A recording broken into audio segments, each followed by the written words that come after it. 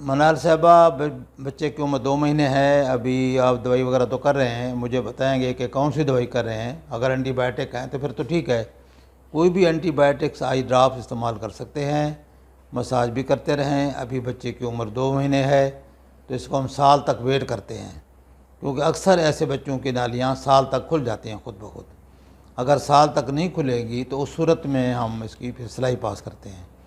اکثر ہم ایسے ہوتا ہے اور اکثر وہ بچے کھل جاتے ہیں، تو لہٰذا ہم ویٹ کرتے ہیں۔ اور اگر اس کے ساتھ کوئی اور کمپلیکیشن ہو یا دوائی اگر سوٹ نہیں کر رہی ہے آپ کو، جو اینٹی بائیوٹک یوز کر رہے ہیں،